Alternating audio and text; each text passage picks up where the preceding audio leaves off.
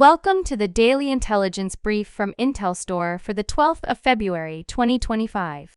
In today's top renewable energy news, just over 90% of Siemens Gamesa's workforce has ratified the signing of the agreement reached by the union majority regarding the working conditions of the ERE of the office division.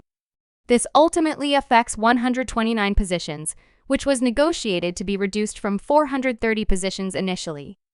The 129 positions identified in the office layoffs will gradually be reduced through the 30th of September 2026.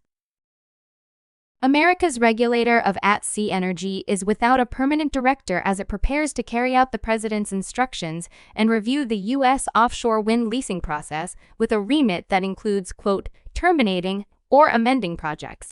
Elizabeth Klein, who led Coastal Regulator Bureau of Ocean Energy Management to approve about 17 gigawatts of offshore wind capacity, has left the position and been replaced by longtime civil servant and perennial stand-in Walter Cruikshank.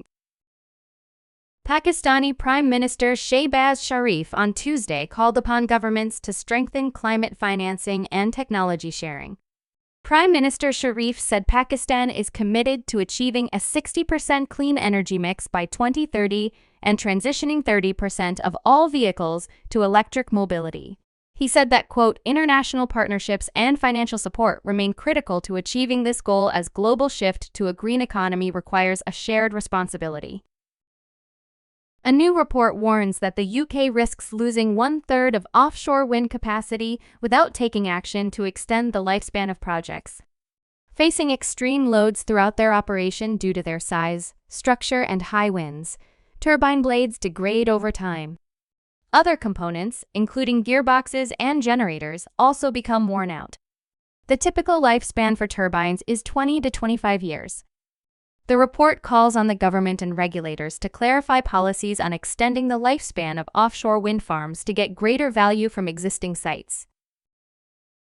The Ministry of Agriculture and Rural Development in Romania announces the extension of the session for submitting applications for financing through the aid scheme for supporting investments in new electricity production, capacities produced from renewable sources for self-consumption of enterprises in the agricultural sector and the food industry.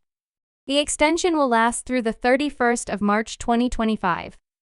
For wind capacities less than 1 megawatt, the budget is €2 million.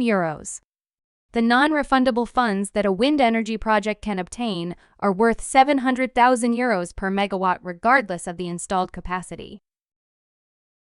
You can learn more about all of IntelStor's market and sales intelligence offerings at www.intelstor.com and subscribe to our channel today.